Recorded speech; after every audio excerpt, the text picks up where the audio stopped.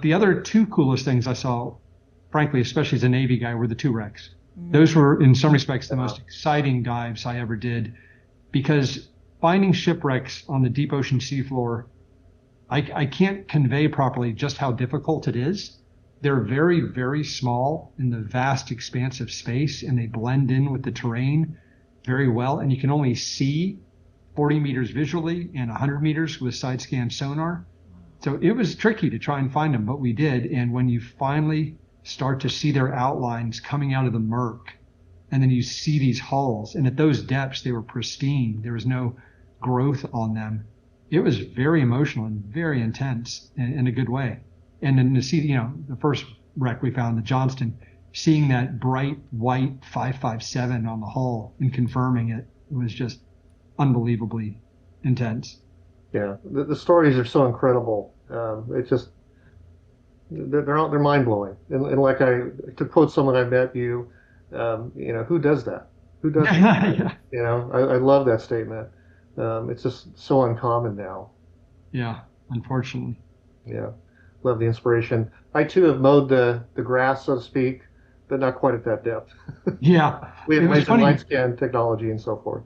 Well, yeah, the problem below 6,000 meters, which both wrecks were, was that ROVs and AUVs, they don't exist that operate below 6,000 meters. That's why by Robert Kraft and his Vulcan team, they could not find the majority or confirm that it was the wreck of the Johnson that they found several years ago.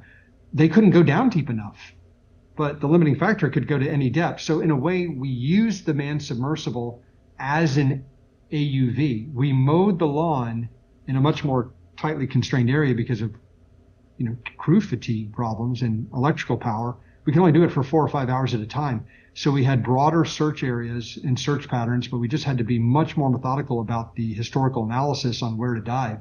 And even then we got a little bit lucky, and we were able to use a combination of the sonar, search pattern, historical analysis, and we got close enough to be able to pick them up.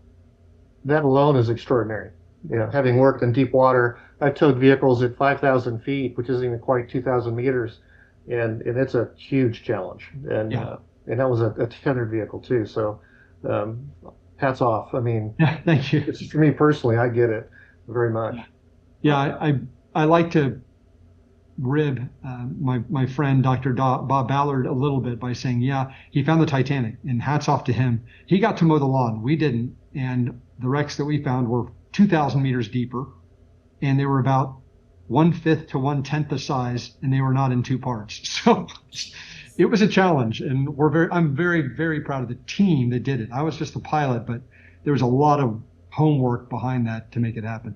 Just to make sure people know, we're talking about the Johnston and Samuel B. Roberts, the Sammy B, that went down during the Battle of Samar and Leyte Gulf. Right.